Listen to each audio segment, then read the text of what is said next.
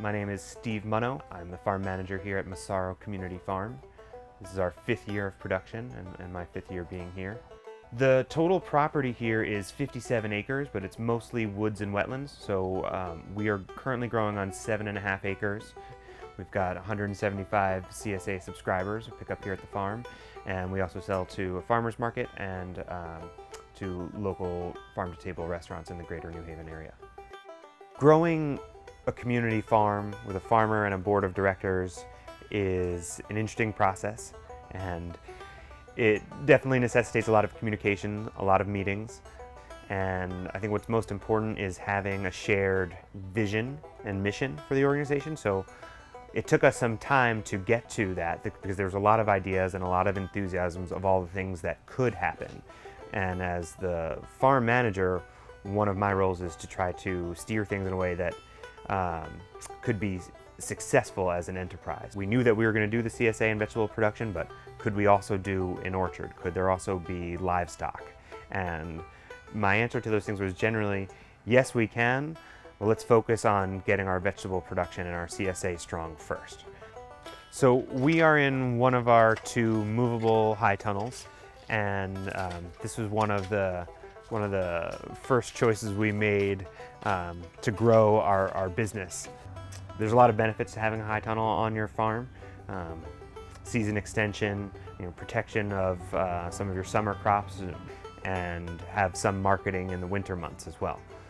The high tunnel is on tracks, and there are wheels here that allow us to unhook from the ground posts and push the whole structure to another plot. We're getting the space inside ready for early tomatoes in each of the tunnels, and outside we've got our lettuce planted here, which will be for our early lettuce harvest. And later in the season we'll turn this into carrots, move the tunnel over once the tomatoes are done, and then we'll have greens here for the winter. When I was finally hired to get this up and running as a vegetable operation, there was already a lot of community support. There was a mix of funding from local, state, and federal grants, and so that gave us the opportunity to put in all the necessary infrastructure we needed to get started. So that meant setting up an irrigation system that was appropriate. So no big metal pipes for one person to move, but drip tape system for most of our water, which is a good decision anyway for a lot of our crops. A new tractor as opposed to a used tractor. I'm not a mechanic and we don't have a shop, so I wanted something that I knew was going to start every day. This field out here is just over 4 acres, and this was the first bit of land that I got into production.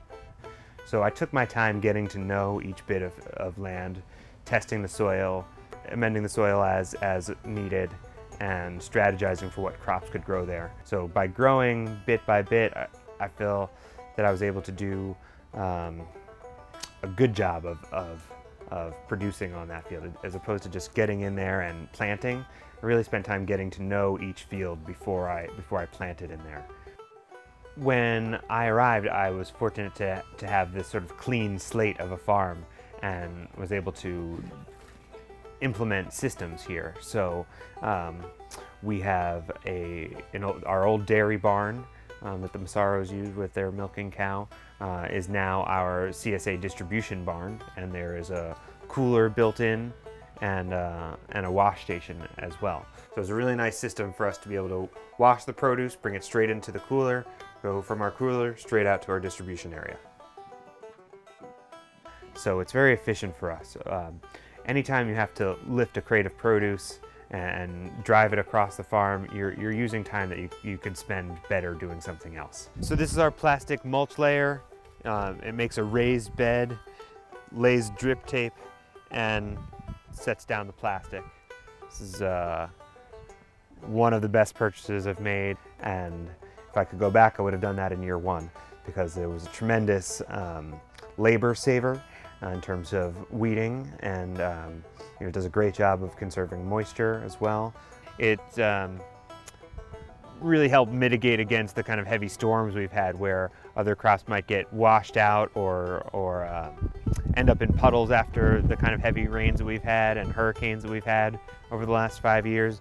The raised bed allows that heavy rain to just travel down the paths. In terms of our growth and our production here, things that I've been really keen on is building relationships.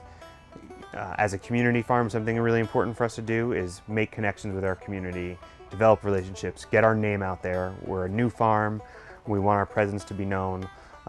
We need to give our goodwill as best we can. So not taking on too much at once, making sure that we can handle the production that we set out to do, setting reasonable goals and pushing ourselves to make those goals so that we can bring a quality product to the market consistently and in an efficient manner.